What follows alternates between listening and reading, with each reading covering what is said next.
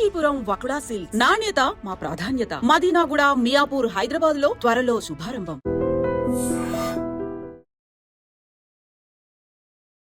Hi, hello, నమస్తే, welcome back to iDream media. ఈరోజు మనతో ఉన్నారు క్యూపీఎఫ్పి అలాగే మన ఫేవరెట్ ఫైనాన్షియల్ అడ్వైజర్ అయిన రమేష్ పసుపులెడ్డి గారు. సార్తో మాట్లాడదాం. Hi sir. హాయ్ అండి. సార్, స్టాక్ మార్కెట్ అంటే జనరల్గా మార్కెట్స్లో అప్ అండ్ డౌన్స్ అనేవి common. Even heavy market falls కూడా చాలామంది చూస్తున్నారు. బట్ ఈ ఫాల్ ఇప్పుడున్న ఈవెంట్ ఎంతకాలం ఇలా వెళ్ళబోయే ఛాన్సెస్ ఉన్నాయి? మార్కెట్ అప్డేట్ ఏంటి, ఫ్యూచర్ ఏంటి? డెఫినెట్గా యాక్చువల్గా ఈ ఫాల్ చాలా పెద్ద ఫాల్. అంటే 2000 తర్వాత ఇంత పెద్ద ఫాల్ ఎప్పుడు రాలేదు. యాక్చువల్లీ 1997లో అంటే 28 years బ్యాక్ ఇంత పెద్ద ఫాల్ వచ్చింది. సో తర్వాత కంటిన్యూస్గా నిఫ్టీ 5 months పడింది, ఎక్కడా లేదు. సో అది కూడా FIIs selling continuously 5 months. So అది కూడా 2 lakhs crores వరకు తీసేశారు. అది ఈ జనవరి నుంచి ఇప్పుడు దాకా చూస్తే ఆల్మోస్ట్ 1 lakh crores వాళ్ళు విత్డ్రా చేశారు. సో ఇంత పెద్ద ఫాల్ అయితే ఇప్పుడు దాకా జరగలేదు. సో కొంచెం చెప్పాలంటే కొద్దిగా డేంజర్ సిగ్నల్స్ మోగుతున్నాయని చెప్పుకోవచ్చు. సో ఏదైతే స్ట్రాంగ్ సపోర్టింగ్ లెవెల్స్ అనుకున్నామో 22,800 చాలా స్ట్రాంగ్ అని చెప్పారు అందరూ. సో అక్కడ నుంచి కూడా డిప్ అయి 22,500కి వచ్చింది మార్కెట్. మేబీ ఇది కూడా చాలా తక్కువ అవకాశం ఉంది యాక్చువల్లీ ఇక్కడ నిలబడేది. ఎందుకంటే 22,800 అయితే చాలా స్ట్రాంగ్ సపోర్ట్గా అందరూ చెప్పారు, అందరూ టెక్నికల్ అనాలిసిస్ట్ చెప్పారు. కానీ అక్కడ లేదంటే ఇక నెక్స్ట్ 22,000 స్ట్రాంగ్ సపోర్ట్ ఉంది. 22,000కి వెళ్తే కనుక నిఫ్టీ ఆల్మోస్ట్ 17% పడినట్టు. అంటే 22,600 నుంచి 22,000 అంటే ఆల్మోస్ట్ 17% పడినట్టు. ఇంకొక 3% అంటే మేబీ 21,500 దగ్గర మార్కెట్ మళ్ళీ రివర్స్ అవ్వచ్చు.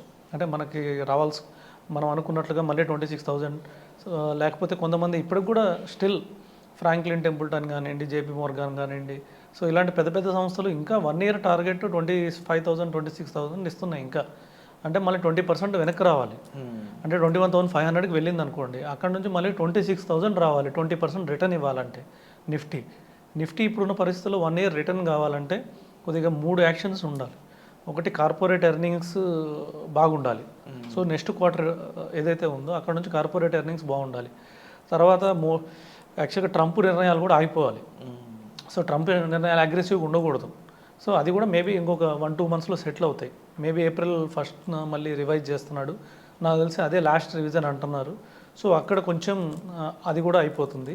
సో తర్వాత ఏంటంటే గవర్నమెంట్ లాస్ట్ బడ్జెట్లో ఏదైతే ఇచ్చిందో, అంటే కన్జంప్షన్ కోసం ఎవరికైతే ట్యాక్స్ సేవర్స్ ట్యాక్స్ పే చేస్తున్నారో ఎంప్లాయీస్కి, వాళ్ళకి లేకపోతే అందరు బిజినెస్ పీపుల్కి కానీ ఎవరికైనా కానీ 12 lakhs వరకు ట్యాక్స్ లేదన్నారు. ఆ డబ్బులు కూడా మిగిలిపోయేది నెక్స్ట్ క్వార్టర్ నుంచే. తర్వాత ఇప్పుడు ఆర్బీఐ ఏదైతే ఇంట్రెస్ట్ రేట్స్ తగ్గించిందో ఈ బెనిఫిట్స్ కూడా నెక్స్ట్ క్వార్టర్ నుంచే వస్తాయి. అంటే ఇప్పుడే కొన్ని బ్యాంక్స్ హోమ్ లోన్స్ ఇంట్రెస్ట్ తగ్గిస్తున్నాయి, మిగతా లోన్స్ ఇంట్రెస్ట్ కూడా తగ్గిస్తున్నాయి. ఇవన్నీ రిటర్న్స్ రావడానికి మనకి నెక్స్ట్ క్వార్టర్ నుంచే అవకాశం ఉంది. సో ప్రజెంట్ అంటే నెక్స్ట్ క్వార్టర్ రిజల్ట్స్ రావడానికి ఇంకా 2 months టైం ఉంది. ఈ 2 months టైం ఏంటంటే మార్కెట్ ఇక్కడే ఉంటుంది, ఎక్కడికి వెళ్ళదు. మేబీ 21,500కి వస్తుంది, అలాగే 22,000 మళ్ళీ 600, 800 లెవెల్ ఈ విధంగా టచ్ చేస్తూ ఉంటుంది. సో ఇప్పటికి కూడా మార్కెట్ ఏంటంటే సెల్ అండ్ ర్యాలీసే. కొంచెం పెరిగింది అనుకోండి, ఒక 100 points పెరిగింది అనుకోండి, సేలింగ్ వచ్చేస్తుంది. అలాగే మళ్ళీ ఒక 100 points తగ్గితే మళ్ళీ బయింగ్ వస్తుంది. పర్టికులర్గా ఎఫ్ఐఎస్ సెల్లింగ్ చాలా ఎక్కువగా ఉంది. అంటే వాళ్ళు కంటిన్యూస్గా 3,500 crores ఆన్ యావరేజ్. అది మొన్న మండే రోజు వచ్చేసి ఆల్మోస్ట్ 6,500 crores నెట్ సెల్ చేశారు. అంటే యాక్చువల్గా ఫ్రైడే నైట్ ఏమైందంటే యూఎస్ మార్కెట్ కూడా పడింది. ఇప్పుడు ట్రంప్ తీసుకున్న నిర్ణయాలు మన ఇండియాకే కాదు, వరల్డ్కే కాదు, యూఎస్కి కూడా మైనస్ అవుతున్నాయి. ఎందుకంటే యూఎస్ ఏమైనా చేస్తుంది, మన ఇండియా నుంచి వచ్చే ఇప్పుడు ఫార్మా ఉంది, మన ఇండియా లేకపోతే వాళ్ళకి ఫార్మా ప్రొడక్ట్సే లేవు. సో ఫార్మా ప్రొడక్ట్స్ లేకపోతే అక్కడ ఉన్న జబ్బులు ఎవరైనా వస్తే వాళ్ళందరికీ సో అతను మేనేజ్ చేయలేడు. సో దీనివల్ల ఏమవుతుందంటే ఇన్ఫ్లేషన్ పెరిగిపోతుంది. ఇప్పుడు ఫార్మా మీద 25% పెడితే ఆడ ఆల్రెడీ యూఎస్లో ఇన్ఫ్లేషన్ ఆల్రెడీ 4.5% ఇన్ఫ్లేషన్ ఉంది. ఇంకొద్దిగా ఇన్ఫ్లేషన్ పెడితే 6-7% ఇన్ఫ్లేషన్ పోయింది అనుకోండి. సో అక్కడ ఏమవుతుందంటే వాళ్ళు ప్రజలకి పవర్ ఉండదు, పర్చేసింగ్ పవర్ ఉండదు. ఆల్రెడీ బైడెన్ వెళ్ళిపోయే టైంకే వాళ్ళు అన్ఎంప్లాయ్మెంట్ హైలో ఉన్నారు. సో ఆల్ టైమ్ హైలో ఉన్నారు అన్ఎంప్లాయ్మెంట్. దాని సరిపోనట్టు మళ్ళీ ఇప్పుడు రేట్స్ పెరిగితే, ప్రైజెస్ పెరిగితే సో వాళ్ళు కూడా మేనేజ్ చేయలేరు. సో అక్కడ కూడా వాళ్ళ రివర్స్ వచ్చేస్తుంది, యాక్చువల్లీ గవర్నమెంట్ మీద కొద్దిగా మైనస్ వస్తుంది. సో ఇవన్నీ వాళ్ళు ఎలా మేనేజ్ చేస్తారు, అక్కడ వాళ్ళు కరెక్ట్ చేసుకోవాలి. అప్పుడైనా వాళ్ళు ఇంపోర్ట్ ట్యాక్సెస్ తగ్గించుకోవాలి. లేదంటే ఏమవుతుందంటే వాళ్ళ మార్కెట్లోంచి మనీ వెళ్ళిపోతుంది. మనకి ఎఫ్ఐఎస్ అంటే వాళ్ళకి డిఏఎస్, వాళ్ళు డిఏఎస్ అమ్ముతారు. ఆల్రెడీ మొన్న ఫ్రైడే అమ్మారు. అమ్మడం వల్ల ఏమైందంటే ఆ రోజు వాళ్ళు కూడా 1.7% కరెక్ట్ అయ్యారు. ఇప్పటికి కూడా ఇక్కడ నుంచి లాస్ట్ 1 మంత్ యూఎస్ రిటర్న్ ఏం లేదు, జీరో ఉంది. మనది ఇంకా మైనస్లో ఉంటే వాళ్ళు జీరోలో ఉన్నారు. ఎందుకంటే అక్కడ కూడా వాళ్ళు నమ్మట్లేదు, ఎఫ్ఐఎస్ వాళ్ళు డిఐఎస్ అయితే ఏదో ఉన్నారో వాళ్ళ మార్కెట్ కూడా నమ్మట్లేదు. సో ఇది కానీ కంటిన్యూ అయితే సో ఇంకొద్దిగా మన మార్కెట్స్ కూడా పడతాయి. ఓకే, తెలుసో తెలియక మనం యూఎస్ మీద ఆధారపడినాం కాబట్టి యూఎస్ మార్కెట్ పడితే మనం కూడా పడతాం. సో దీనికి ఫుల్ స్టాప్ లేదంటారు, ఎండ్ కార్డ్ ఎక్కడ ఉంటుంది, ఏ టైం ఇటు ఏ ఈవెంట్ దీన్ని మార్చే స్కోప్ ఉందంటారు? డెఫినెట్గా యాక్చువల్గా ఫండమెంటల్గా చూసుకుంటే మనం చాలా కరెక్ట్ అయ్యాం. సో అంటే నిఫ్టీ సెన్సెక్స్ ఇవన్నీ 17% అలా పడినా కూడా మన స్టాక్స్ చూస్తే 40-50% పడినాయి. ఆల్రెడీ ఓవర్ వాల్యుయేషన్ అయింది అన్నారు. ఎంత ఓవర్ వాల్యుయేషన్ అయినాయి? డబల్ అయ్యి అన్నారు. డబల్ నుంచి మళ్ళీ 50% పడినాయి. 50% పడిన అంటే ఆల్మోస్ట్ ఆ రేట్కి వచ్చినాయి. ఇంకొక 10% పడతాయేమో. ఇంకో 10% పడితే ఏమైతే అండర్ వాల్యూడ్ అవుతాయి. స్టాక్స్ ఉండాల్సిన రేటు కన్నా తక్కువ వాల్యూస్ వస్తాయి. వాల్యుయేషన్ వచ్చింది మార్కెట్లో. ఎప్పుడైనా ఎఫ్ఐఎస్ సెట్ చేసేది ఏంటంటే ఓన్లీ వాల్యుయేషన్. వాళ్ళకి వరల్డ్లో ఎక్కడ వాల్యుయేషన్ ఉంటుందంటే అక్కడికి వెళ్తారు. ఇప్పుడు మన మార్కెట్లో లాస్ట్ సెప్టెంబర్ నుంచి తీసేస్తున్నారు అమౌంట్. ఎక్కడికి వెళ్ళి అంటే చైనాకి పోయి, చైనా ఇండెక్స్ చూస్తే లాస్ట్ సెప్టెంబర్ నుంచి ఇప్పుడు దాకా చూస్తే 18% పెరిగింది. సో ఎందుకు పెరిగిందంటే ఎఫ్ఐఎస్ అక్కడికి వెళ్ళారు, కొంత భాగం జపాన్కి వెళ్ళారు. సో జపాన్ ఇండస్ట్రీ కూడా ఆల్మోస్ట్ 11-13% రిటర్న్ ఇచ్చింది లాస్ట్ 6 months. సో ఈ విధంగా చూస్తే ఎఫ్ఐఎస్ వాల్యూ ఎక్కడుంటే అక్కడికి వెళ్తున్నారు. సో ఇంకా చెప్పాలంటే యూఎస్ కూడా ఇప్పుడు ఆల్ టైమ్ హైలో ఉన్నాయి వాళ్ళ స్టాక్స్. సో అలాగే ఇలాంటి ఇంత స్ట్రాంగ్ మార్కెట్ ఫాల్లో కూడా కొన్ని స్టాక్స్ ఇంకా బాగా పెరిగినాయి. సో మన దాంట్లో పర్టికులర్గా వచ్చేసి కన్జంప్షన్ స్టాక్స్ బాగా పెరిగినాయి.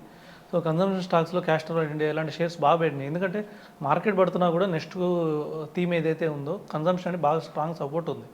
అలాగే ఫార్మాసిటికల్ కూడా కొన్ని కంపెనీస్ పెరిగినాయి, ఎందుకంటే బాగా పడినాయి ఫార్మా. తర్వాత ఏమైందంటే అర్థం చేసుకున్నారు, ఇప్పుడు యూఎస్కి మనం ఫార్మా ఎక్స్పోర్ట్ చేస్తున్నాం, మనమే మేజర్ ఎక్స్పోర్టర్, మనం లేకపోతే యూఎస్కి ఫార్మానే లేదు. అలాంటి సిచ్యువేషన్లో ఏమవుతుంది, ఫార్మా మన మీద 25% ఇంపోర్ట్ ట్యాక్స్ చేయడానికి లేదు.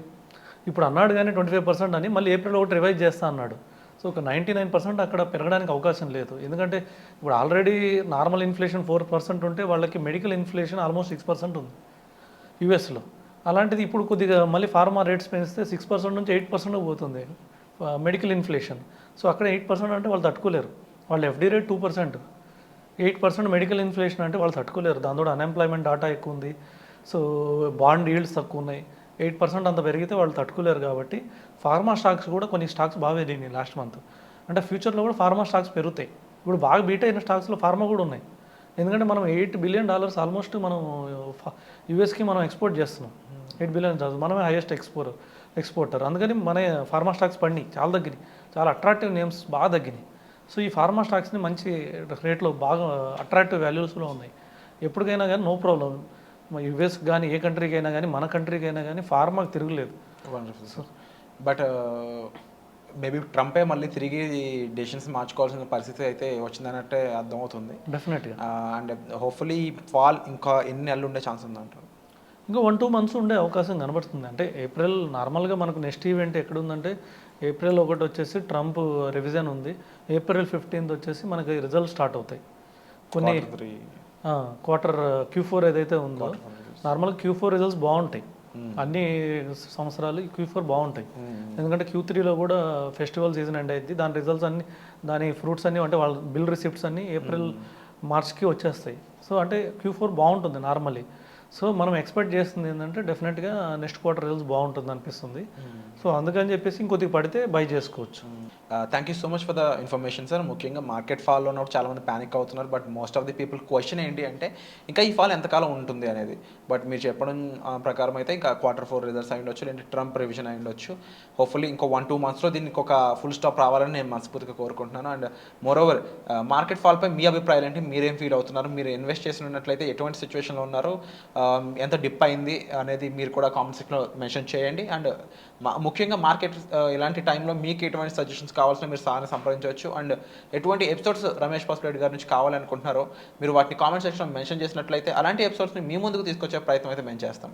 ఇక మార్కెట్ ఫాల్ అయితే ఈ విధంగా ఉంది. దీనిపై అప్డేట్స్ కూడా సార్ చెప్పడం జరిగింది. Trump revision and Q4 results అనేవి ఒక కొత్త పుష్ని అయితే, ఒక కొత్త బూస్ట్ని అయితే మనలోకి మార్కెట్లోకి తీసుకురావాలని అయితే వేచి చూద్దాం. సో వచ్చే ఎపిసోడ్లో మళ్ళీ కలుద్దాం. Thank you so much.